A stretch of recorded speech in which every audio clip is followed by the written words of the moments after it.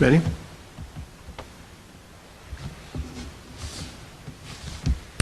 In Shoftim Perek Tezayin, we had learned Pasik Yutes Chaf and Chaf Aleph, which deal with the downfall of Shimshon at the hands of Delilah. I want to go back to the Torah Sheba'al Peh on these psukim, back in Pasik Yud Ches, where the Pasik said, "V'tera Delilah ki higidla es kol libai." Shimshon lied 3 times. The 4th time, Delilah knew that he was telling the truth. How so? So the Gemara in Saita and Daf Amud Beis asks, "Mina yada?" How did Delilah know that this time he's telling the truth? One teretz, the Gemara says, is nikarim divrei emes. Somehow truth is nicker. But the Gemara's second teretz, Abaya Amar, Yada ba'oisei tzadik she'enei mapik shem shemayim levatala. She knew that he would not say God's name if it wasn't true. He would not say Hashem's name levatala. Where did he say Hashem's name? He said to her, Nizir Elikim anoichi. He said to her that I'm a Nizir Elikim. Elikim is God's name. Now it's very obvious that he didn't say Elikim with a K sound like I just said it, but that in talking to Delilah, he said it with the Hey sound. And therefore she knew he would not say the Shem Shemayim Levatala. This is the Gemara explaining these psukim. The Chinuch Mitzvah Taf Lamed says, Boyu Re'ei Kama Hayu Nisarim B'zeh.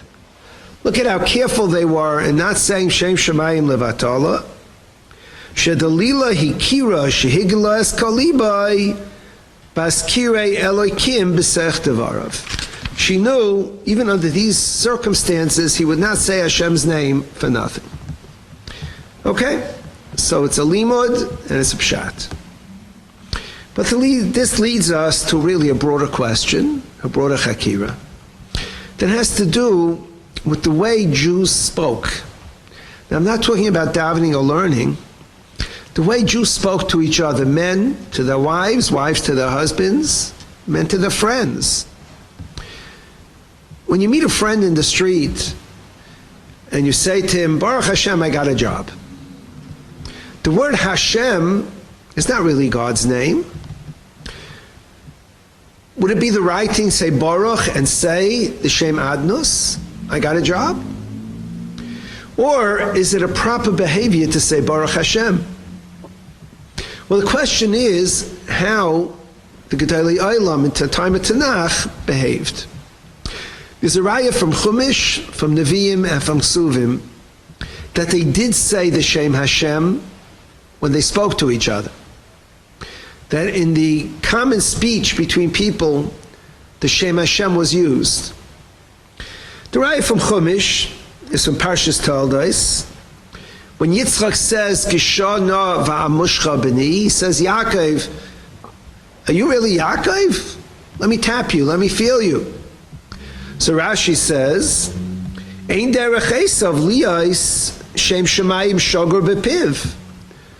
Yaakov just said, Ki hikra Hashem alakecha lefanai, I have a meal for you because HaKadosh Baruch Hu caused me to quickly find an animal for you to shecht and cook. And Yitzchak said, what? Esav doesn't use God's name. Must be that this is Yaakov, Geshana v'amushcha b'ni. So it's a raya that they did say Hashem's name. Now you'll say, hold on, that's not a raya. What kind of raya is that? Maybe Yaakov didn't say Hashem's name, he just said Hashem. Maybe he used the words the way we use it and said, Ki hikra Hashem Elokecha, with a K sound, lefanai. That would fit. And Yitzchak said, well, Esav doesn't talk that way. But it's not true. Because the Ramban and the Maral ask on Rashi that Esav was trying to fool Yitzchak all the time. Why wouldn't he use the Shem Hashem in order to fool Yitzchak? So what's Rashi saying? Esav doesn't talk this way. The Ramban and the Maharal answer in slightly different ways, but essentially the same idea. That Yaakov sat in the Beis Medrash all day. Shem Shamayim Shogor Bepiv. He said the Shem Hashem. Esav was out hunting. He was in places that were not so clean. And therefore, he told Yitzchak, he doesn't say the Shem Hashem, because if he gets used to expressing God's name, he'll do it out in the field, by the carcass of a dead animal, by other things that are not clean. And therefore, Esav's behavior was not to say the Shem Hashem. Now obviously, to say Hashem, or Elikecha with a K sound, is not an Aveira in a Makam HaTinofis, in a place that's not clean. The Maharal and the Ramban understand Rashi and understand these psukim that they said the Shem Hashem Mamish. And that's the way they spoke. That's the Raya from Chumash. The Raya from Navi is here from the fact that in speaking to his wife, Shimshon said, Nizir Elokim Anoichi. He didn't say Elokim with a kuf, he said it with a hey. As the Gemara says, he would not say Shem Shemayim Levatolo. And a raya from Ksuvim is from Rust, Perik Beis, Pasuk Dalit. Vayomer LaKoitzrim, Boaz appears and says to the workers, Hashem imachem. Hashem is with you. Vayomer lo Yivarechecha Hashem. And they said, Yivarechecha Hashem. And the Gemara says in Brachas Nandal, Hiskinu, Shiehei Shoyel B'Sholem Chaveiroi B'Shem. The takana was to say God's name when you say hello to somebody. And therefore, Baya said, Hashem imachem. He didn't say Hashem, Hashem. He said Hashem, the Shem Adnus, imachem, and they responded, Yivarechecha Hashem, with God's name. So it's very clear that in everyday speaking, the practice was to say God's name, and it's not levatala, as long as you're telling the truth, in a place that's clean. Someone says, how do you feel? Say, Baruch Hashem, fine. You say God's name. The Vayikra halacha and the practice of earlier generations was that that's mutter. The question is, why are we machmir? Why are we, at least in most circles of Klal Yisrael, very careful? Even when you hear recordings of songs that Menagdim sing, we sing, Ona Hashem ki ani avdecha. We don't say God's name. Now there's some circles in Klal Yisrael, among Sfaradim, where they say Hashem's name, when they say sing Ona Hashem ki ani avdecha, even on recordings. It would seem that technically there's nothing wrong. Most of Klal Yisrael says Hashem. Why? The Chidah, quoted in the Sharei Tshuva, Siman Reish Tezvav Sivkat and Dalet, says that it's a minig Rabbanan Kashishoy, the minig of the elder Chachamim, that we be extra careful. We be careful in saying Hashem's name. We'll be talking and saying Hashem's name all the time. We'll do it improperly. It's interesting that Rabbi Yaakov in the Emes Yaakov on Parshas Toldai says this in the following lashon. Listen to this: Kulanu b'madregosai shel Esav le'inyan zeh. We're all like Esav, or he says le'inyan zeh. We're not all like Esav, but in this regard, ein lanu ha'pachad v'hayira karoi k'dei lahaskir shem shemayim kahaygen. Just like the Maharal and the Ramban explained that Esav limited saying Shem Hashem, we too limited. But there's something to be understood, that saying Hashem's name, as was apparently common, at least among Gedolei Yisrael in the generations of Tanakh, and who knows for how many generations thereafter, it's not really about the name Hashem as opposed to the kinoi Hashem. It's not all about Elikim with a K and Elikim with a Hey. What it really is about is saying Hashem's name and thinking about HaKadosh Baruch Hu. saying Hashem's name and having a chashivas for it, having meaning in it. Saying Baruch Hashem and meaning it. How do you feel, Baruch Hashem? During times where it's not so simple that everyone is well, you say Baruch Hashem differently. Every day, Baruch Hashem doesn't mean anything. How you fine? Doesn't mean much. Certain Ema and Yira, there's a certain goal in having lives that are based around talking about Hashem, thinking about HaKadosh Baruch Hu, and doing it meaningfully. Today, I'd like to share with you a piece of history about a Gadol B'Yisrael. A Gadol B'Yisrael who stood out, as we shall see, in his recognition of the Borei Olam in everything that he did. I want to talk to you about the Ran. The Ran, as you should know, is one of the Rishonim, Gedolei HaRishonim. We can't measure greatness of Rishonim, but perhaps among our 10 greatest teachers, those whose Svarim are used widely among the Rishonim, the Ran is up there as one of them. I don't know of any biography of the Ran, but we do know a little bit about his greatness and his life, and that's what I'd like to talk to you about today. The Ran was a Sephardic Gadol. I've mentioned in the past, much to the surprise of many of the Talmidim in Yeshiva, that virtually all the Rishonim were Sephardim. Virtually all, besides Rashi and Tosfos, but the Rambam and the Rif and the Rabbeinu Chananel and the Ramban and the Rashba and the Ritva and the Ra'ah and the Ran and the Mukhi Yosef, the ones whose Torah we learn were virtually all Rishai, all Sephardim. The Rosh was, of course, from Ashkenaz. He moved to Sfarad in the middle of his life. The Ran was one of the Gedolei Sfarad. He lived in the 14th century. He was born in the year 1290, as is clear from his writings, and lived through much of the 14th century. He was the Gadol Hadar in his generation. The Ramban is Rabbeinu Nissim ben Reuven. Someone who learns to the Mukhi Yosef will see he quotes Ran Bar, Reish Nun Beis Reish, Rabbeinu Nissim ben Reuven.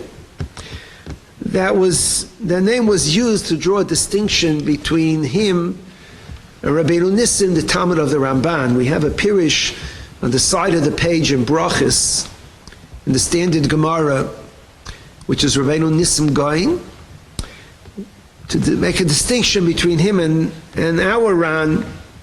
The name Ran Bar was used, but over the generations he's become known as the Ran.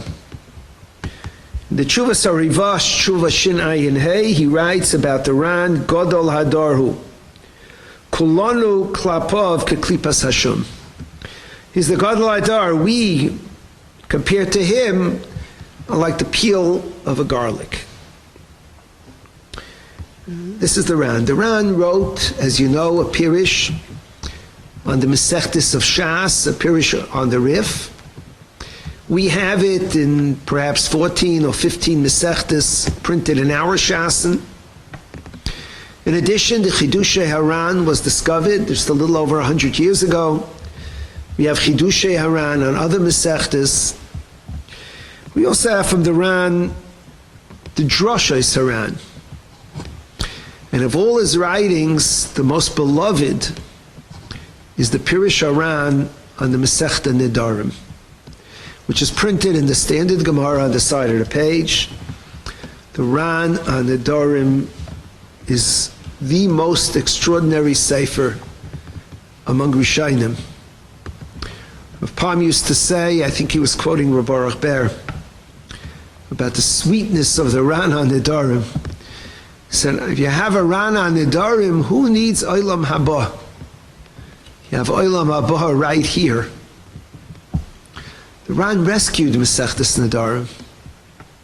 Masechta Nedarim, unknown to many, was not learned. It was skipped for a few hundred years in the Seder of the Masechtas. If you take a Ran, the standard prints of the Ran, go to the back of the Masechta, there's a paragraph which says the Ga'ainim said not to learn the Masechta because in their generation people were making Nedarim, taking oaths for no good reason, relying that they could just be Matir Neder. And therefore, the Rishonim cut out the learning of the Ran. That's why we don't have Rashi on the Ran. We don't have a standard Tosfos, most Mefarshim on the Ran. The Ran, we could say, rescued Masechtas Nedarim, and nobody learns the Nedarim without the Ran. This is the Ran, the Gadol Hadar. He set up extraordinary Talmidim. We know a few of them because they write that he was their Rabbi. The Muki Yosef, you know that the Ran is around the Rif. In Masechtas where there is no Ran, we have the Muki Yosef as a Pirish in the Rif in his place, and virtually every Masechta. Muki Yosef was his Talmud and continued in his Avodah. The Rivash was one of the Gedolei Hadar, who was a Talmud of the Ran. Rabbi Yosef Albo, who wrote the Sefer Vayikra, not well known today. I remember as a bacher discovering Rabbi Yosef Albo's Sefer Vayikra, I was enthralled by it. Wherever I went, I used to take it with me. My Sefer Vayikra is underlined with parts that I reviewed over and over. Maimer Dalet, especially Maimer Dalet in the Sefer Vayikra, the Afur Mamorim, talks about the philosophical underpinnings of Yiddishkeit in a beautiful way. Rabbi Yosef Albo. The Ralbag, we know the Ralbag is a Mefarish on much of Tanakh. The Ralbag was a Gadol Hadar. He too wrote Svarim on the Hashkafas HaYehudim. The Gos Ashri, very interesting. The Rosh has printed in its column the Hagos Ashri, the notes called Hagos Ashri. It's historically a Dov Apel, an amazing thing. But the Torah don't pick up on it. The Hagos Ashri is not a Pirish on the Rosh. The Ran is a Pirish on the Rif. It's printed together. Hagos Ashri is not a Pirish on the Rosh at all. It's a freestanding Sefer, which at some time in history the printer inserted whatever the Hagos Ashri brings into the Rosh in places where it has a connection to the Gemara. And therefore we have the Hagos Ashri, the Hagos that are accompanying the Rosh, also a Talmud of the Ran. Magid Mishnah, whose Pirish is alongside the Rambam, was a Talmud of the Ran. The Maram Chalva, who's best known for his Pirish on Pesachim, was another one of the Talmidei Haran. These are Talmidim that lit up the Jewish world for the generation past the life of the Ran. The Ran taught, he had a yeshiva. The Ran paskind.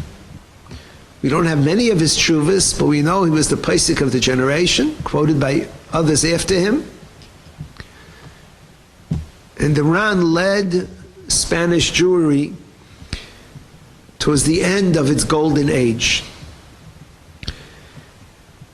In the days of the Ran, there was a tremendous philosophical battle.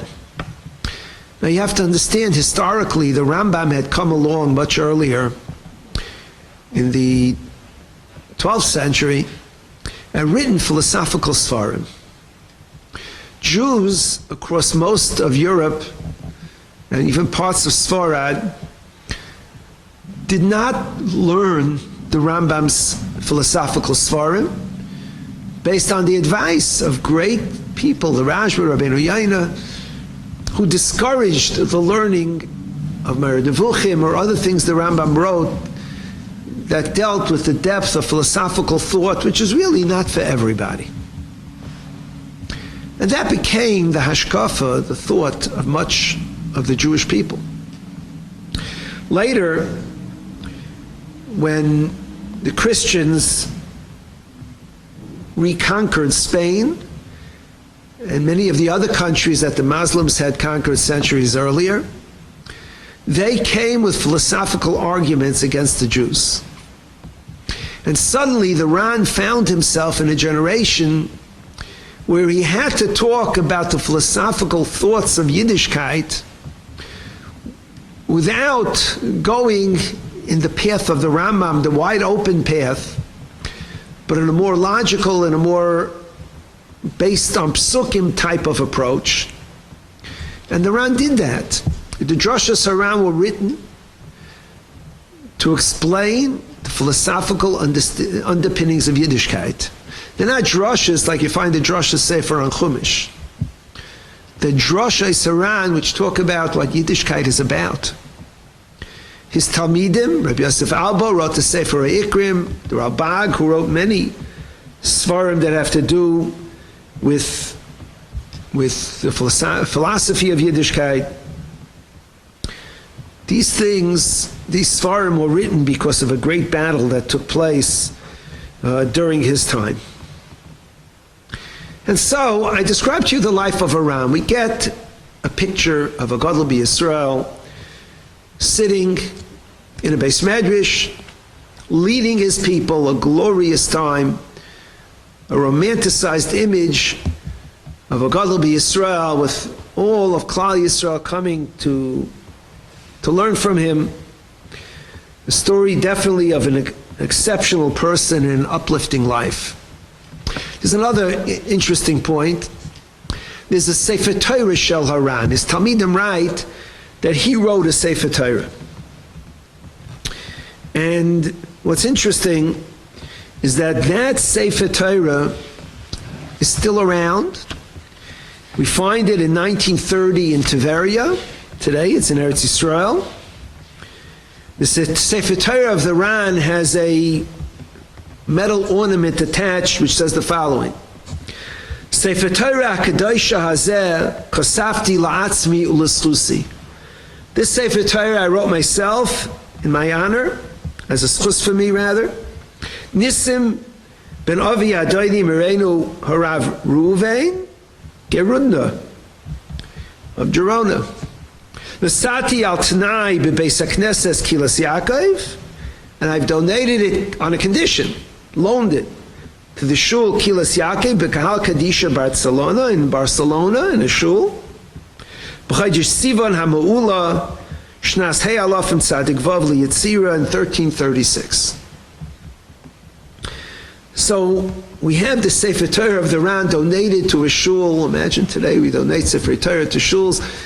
Centuries later, the Kila Kadisha, Kilas Yaakov de Barcelona is not known. The Sefer Torah still exists. What's one of the most fascinating things about this Sefer Torah is that the letter Kuf, which is normally sort of a reish with a detached regel, with a foot that goes below the line, that Sefer Torah has every Kuf with the regel touching the roof. In other words, there is no space. A hay has a space between the regel and the roof and the top. The Kuf has it as well. In the Sefer Torah Haran, every regel of the Kuf touches the Gag. Shulchan Aruch in Hilchos Tefillin in Arachaim Simin Lamed Beis, if Yud Ches and Chafei, says it's possible. In Hilchos Gittin in Even Ezer Kuf Chafei Sif Tezayin. Yet the Ran wrote it this way. The Tshuvas HaTashbats. Tashbats calls the Ran Rabbi Shel Meiri. Tashbats was a Talmud of the Rivash, a Talmud of the Ran. He was asked whether a regel touching a roof of a kuf is kosher or possible b'di'evet in a Sefer Torah. And he writes that the Sefer Torah of the Ran has it touching the kuf. And someone asked the Ran, how could that be? And he answered in some mysterious way, hard to know what the Ran meant. Now you'll say, well, the Ran holds as kosher. We have the Ran on Shabbos Daf Kuf Daled, and he writes, and I quote, and that's the sugya of the Tzuras HaOsios in Masechta Shabbos, Mikan shetzarich laharchik haregel min hagag, that the letter of the kuf has to be distanced from the roof, and they should not touch. So it's a little mysterious as to why the Sefer Torah is this way. I guess it adds a touch of mystery to this beautiful picture that we have of the Ran. The Ran was an extraordinary leader of Klal Yisrael, a majestic life. We picture a royal, majestic life, Manhig Yisrael. Those of us who could think centuries later, having seen Gedolei Yisrael, of our own generation, Ramosha leading Klal Yisrael, Rabbi Yoshev leading Klal Yisrael, Yibad L'chaim, Rechaim Kanievsky leading Klal Yisrael, we have pictures of what a Gadol is, and we multiply it many times over to talk about the Ran. If I stopped here, we'd have a very positive picture of the life of the Ran, of what he did, and we would be totally off. Everything I've told you is true to the best of my knowledge. Everything I told you has a source, but it's not the whole picture of the Ran. I want to tell you a little more about the Ran. The Ran suffered greatly. The Ran lived in a generation that suffered greatly.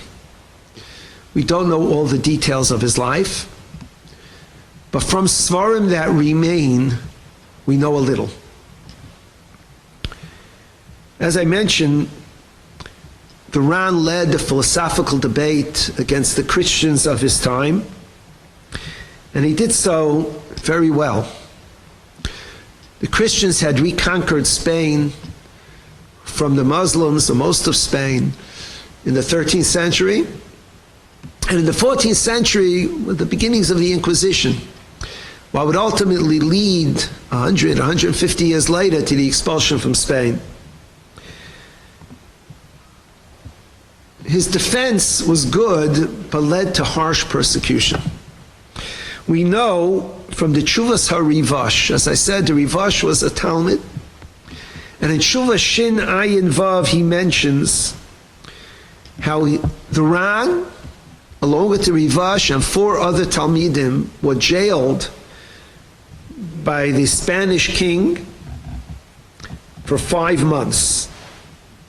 Now, I have to tell you what it means to be in a Spanish jail for 5 months. It's nothing like the United States.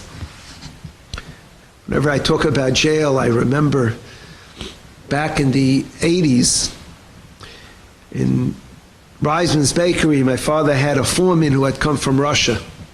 A Russian Yid, Mordcha, we called him.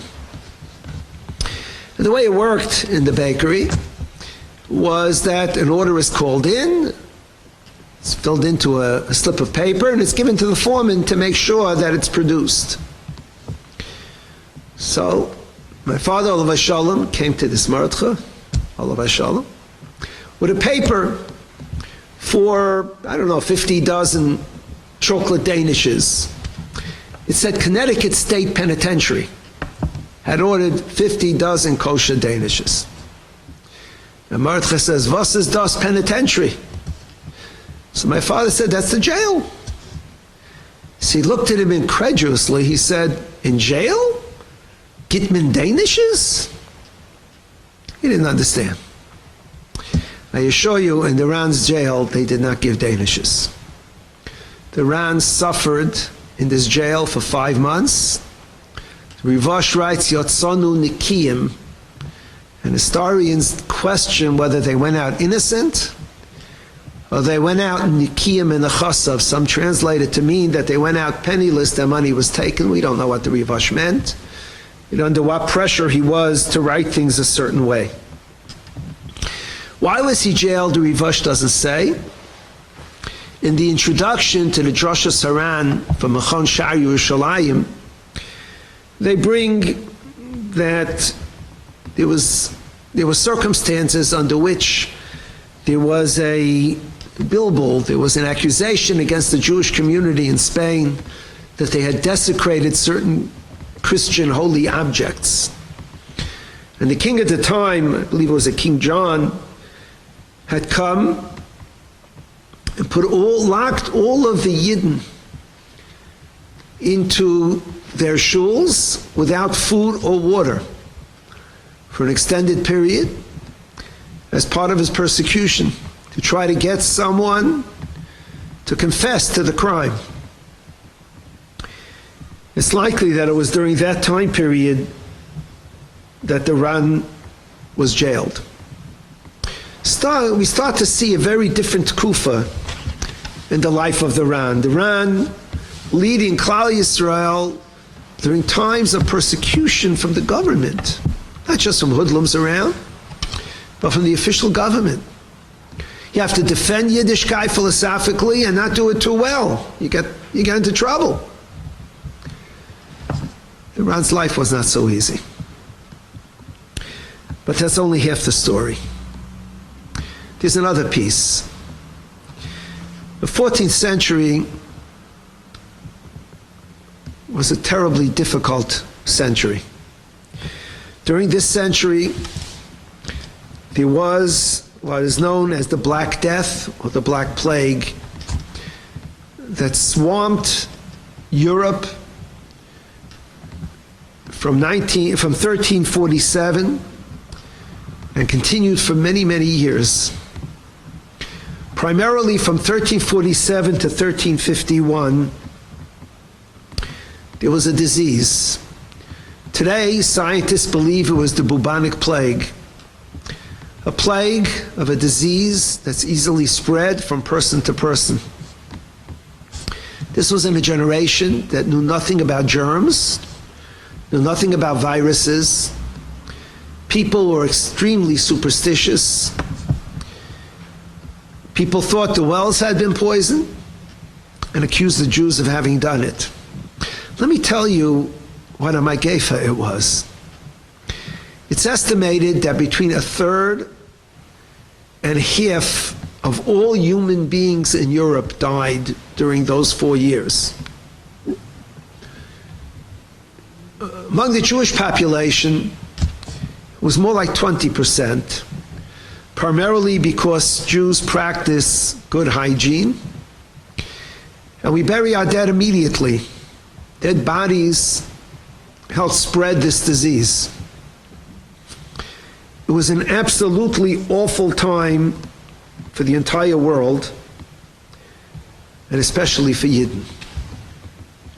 I'd like to read to you from the Drasha Saran, because in Drasha Yud, the Ran writes a little bit about his experience during this time. Terrible. I'm quoting towards the end of Drusha Asiri, and lest you think that this is a drasha sefer with millions of drashas, it's not so. The entire drasha sefer has 12 or 13 drashas, and this is one. Anachnu re'inu musar elikeinu zeh yud gimel shana. We have seen HaKadosh Baruch Hu's decree now for 13 years. Asher nishtanu sidrei bereshis. The whole world changed. Ki yarad ra me'es Hashem l'roiv yoshvei ha'olam. Terrible decree has come from God to most of humanity. V'chalu behem chaloim mishunim. And they've been sick with awful diseases. We can't describe it as normal nature of the world.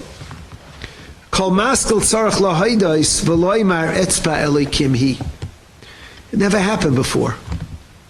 Everyone, any thinking human being will agree it's the finger of God.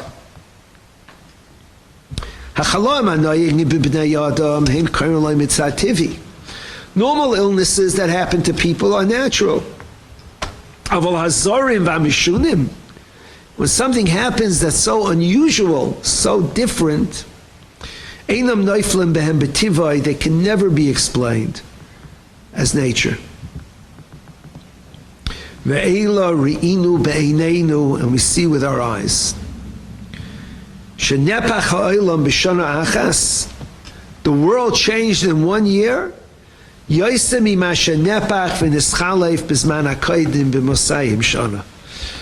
than changes that happened earlier in 2 centuries. And what happened in many cities, like happened to Dasan v'Aviram. Dasan and Aviram were swallowed up by the earth. They and their families and their possessions disappeared.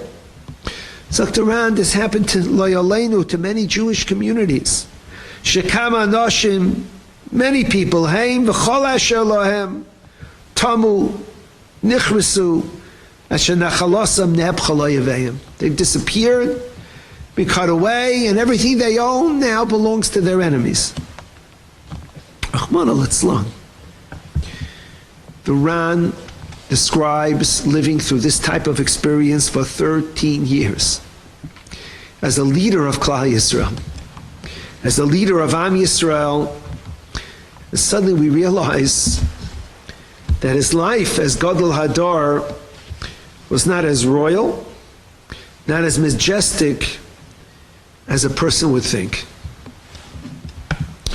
So what does the Ran write about his experiences? What's his drasha for living through such a time? So let me describe to you the words of the Ran immediately around the section I just quoted, although it's a much longer arichus, but it's such a powerful lesson. Remembering the Ran's accomplishments were positive, extraordinary, remarkable, almost impossible. He set the Jewish people on their feet, him and his Talmidim after him, and he dealt with such awful times. Sucked around. V'heisir Hashem imcha kol chayli v'cha madvei Mitzrayim haroyim. The pasuk says Hashem will take away from you all illness, chayli v'chol madvei, and all the woes, all the difficulties of Mitzrayim. What is chayli and what is madvei Mitzrayim? Dr. Ran, chayli, the natural diseases. What is madvei Mitzrayim? Things that are not natural, like happened in Mitzrayim, the makas of Mitzrayim. Says the Ran, Michlan lav atashemeyahen. Now we read this pasuk that all these difficulties are taken away from the Jewish people when we behave appropriately. But the chayli and the madvei Mitzrayim le'aleinu come when we don't behave correctly. And listen to how he explains this philosophically. You have to stop and think and swallow what he's saying. But this is Shitas Haran, B'shas Magefa, B'shas Tzara, B'shas Machla. Dr. Ran, what is the purpose of punishment in Olam Hazeh in general? What is the purpose? And as you know, many Balei Machshava discusses. I want to talk about the Ran. What is the purpose in general in a person's private life where a person is challenged with punishments? Says the Ran, many understand it's miruk avaynais, to bring forgiveness for aveiros, forgiveness for sin. Says the Ran, he doesn't agree with that. If it's to bring forgiveness to sin, it's enough that those punishments should be in Gehenna, in Olam Haba. Why bring it in this world? The Ran says that there are those who answer, and there are great Rishonim who do answer, that a punishment in Olam Haba is far worse. Better to be punished in Olam Hazeh than in Olam Haba. The Ran himself dismisses that. He says, "Hamishpat le'lekimhu." God does mishpat. If 1 minute of punishment in Olam Haba is like 7 years of punishment in Olam Hazeh, so let HaKadosh Baruch Hu do it that way. Let him give an equivalent in Olam Haba. Dr. Ran, you don't have a bardas, any intelligent person who's given a choice be punished now or later. You have to pay for your Aveira. You have to suffer now or later. Any intelligent person pushes off Yisurim till later. Why punish in this world? I'm not looking to explain all the Shittas HaRishayim today, just to explain the Shittas HaRan. The Ran says the following. Ein lecha loimer ela k'moshe pirashti. There's no explanation, says the Ran, except this which I'm talking about in this drasha. And that is that the humbling effect of a challenge, lo yoleinu, to a person's health, to a person's well-being, can be for the person to take the eternal struggle within him, the struggle between the seichel, the intelligence which wants to do good, and the taiva, what he calls the dimyainais, the imagination that's looking to do things that are not so good. He says when a person is in pain, he has the ability, not everyone does this, lahagbir es ha-seichel al ha-dimyainais.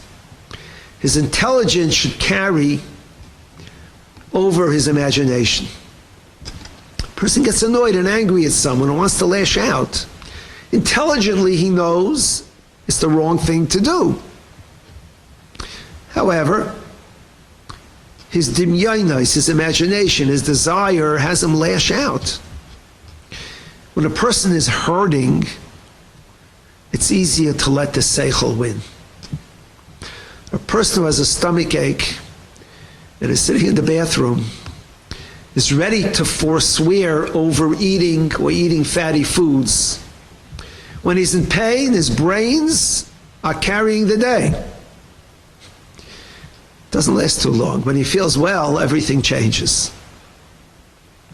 Saktaran, the purpose of these challenges is that during these moments, our seichel, our intelligence, should win, should be stronger.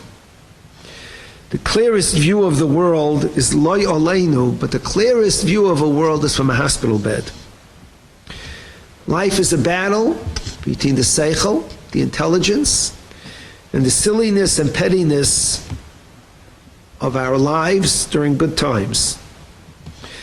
During difficulty, the seichel could win. It doesn't happen by itself. You have to make it happen. During times of challenge, everybody understands that during times of disease, like Elena, we hear of someone who's ill, we say, there, but for the good grace of God, go I, Hashem Yishmar. We know intelligently that it's not up to us. And we have fleeting moments of opportunity. Fleeting moments, a month or 2 months, even a year in the history of the world is a fleeting moment. During these fleeting moments, we have opportunity for our Ehrlichkeit, for our Yiddishkeit to shine through. What does it require? It requires a life that's based on a seichel, on an intelligence and understanding that we're not here because there was a big bang. We're here because the Creator put us here for a good reason. You'll note, I'm certain, that during times of difficulty, the Prime Minister of Israel will suddenly talk about God. You'll notice, certainly, that the President will, although in the United States, they talk about God quite often. The idea of the seichel over the dimyainais. Suddenly, during times of difficulty, there are no baseball games, or football games, or basketball games. You know, I've told people that after 9/11, they canceled sports. Why did they cancel sports? There was no disease, there was no Magaifa, why did they cancel sports? Sports seems so silly, so petty, so foolish. It was canceled for a couple of weeks, you believe it? It wasn't because you can't have crowds. It's because it was so absurd, so silly. What happened later? Well, the silliness came back. The pettiness came back. Rabbi Shalom, Zoktoran, Haseichel Yisgaber al Hademyainis. That's the job during times of challenge, during times of difficulty for an individual or for a tzibur, one or the other. We began by talking about the behavior of Shimshon, of Yaakov Avinu, of Boaz, of Jews throughout the generations, to talk about Hashem by His name. Until today, people say, how are you? I said, thank God. Am I thinking of God? No. Today, we're in the middle of a coronavirus, and people say, how are you? I say, thank God, I'm thinking of God. For once, I thank HaKadosh Baruch Hu that I'm well. May HaKadosh Baruch Hu continue to guard me, my family, all of us. I say, thank you, Hashem. I mean, thank you, Hashem. I'm thinking of Him. Seichel mizgaber al hadimyainis. Shem Shamayim Shogor B'Piv was always a praiseworthy description of people who are very great. Haseichel Yizgaber. I want to say a word to those who've had weddings during this period of time, or bar mitzvahs, without the usual simcha. Very sad for a chassan and kala who planned a wedding, as weddings go, with dancing, photographs, a lavish feast, a wonderful time. And now, because of the virus in the world, they have sometimes a minyan in the backyard. No eifruf, no sheva brachas. Bar mitzvah bachrim who are putting on tefillin for the first time, they count for minyan. There's no minyan for them to count for. To you, I want to say something. Chazal tell us, and Rashi brings in a Chumash, Luchais Rishaynos shenitnu bepumbi. The first luchais were given with an extraordinarily loud presentation. Kadosh Baruch Hu gave the first luchais with all of Klal Yisrael around the mountain. Va'odun kosher alahar. There were kailos. There were sounds that could be seen. Lightning, thunder, a mixture of darkness and light. Incredible. Luchais Rishaynos, this was HaKadosh Baruch Hu's gathering. Sheninu B'Pumbi was done loud. Shalta Bohem Yetzer Hara. Shalta Ben Ayin Hara. The Ayin Hara was Shelet. They didn't last more than 40 days. Luchais Shniyos were different. Later, when HaKadosh Baruch Hu gave the second group of luchais, the second pair of luchais, which Moshe Rabbeinu brought up to the mountain on Rosh Chodesh Elul, came down on Yom Kippur. They were given B'tzina. Those luchais are forever. Still sitting in the Aron, hidden away, waiting for Mashiach. Luchais Rishaynos B'Pumbi Ayin Hara. Luchais Shniyos B'tzina Ayin Tov. Who knows if our generation's magefa of problems with shalom bayis, exploding rates of divorce, people unable to get along, who knows if it's not tied to chasanis shenitnu bepumbi? How can it be different? Chasanis, we need to be advised to bring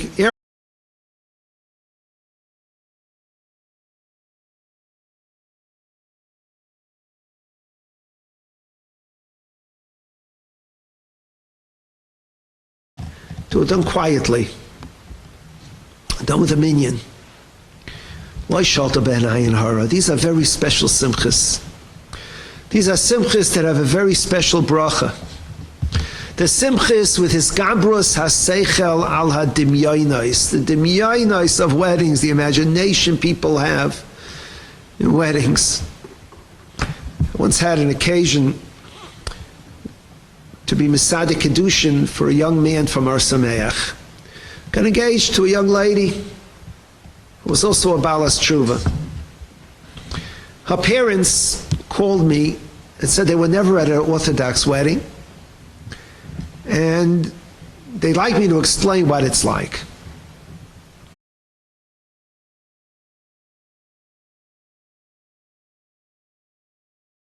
Busy, I'm the Mesader Kedushin there, but as soon as the chuppah is finished, I'll sit down with you and describe what took place. And come, get dressed up, everyone will think you're an invited guest. And they did that. Boy, did I make a mistake. It was a fancy, schmancy wedding. About as fancy as they get. Part of the shmog was an ice sculpture, not just an ordinary ice sculpture. The sculpture was suspended from the ceiling and dripping as the ice melted, and it dripped into a little farm scene underneath. The water dripped and started to form a lake. I guess as soon as it was a marble, it was time to go to the chuppah. The first thing they asked me, I sat down with them after the chuppah, what is the meaning of the ice sculpture? They were sure it had something to do with Yiddishkeit. Rahman al-Itzlan. Rahman al-Itzlan. Luchais Rishayna Shenitnu Bapumbi. You're fortunate. You're not fortunate because it's a time of tsar and sorrow. I wish our seichel could be misgaber without it. But if you've had a wedding or a bar mitzvah with the tzina, with the privacy of the things that are taking place now, all of the brachas of Hatznei Lechesim Hashem should be chal on you.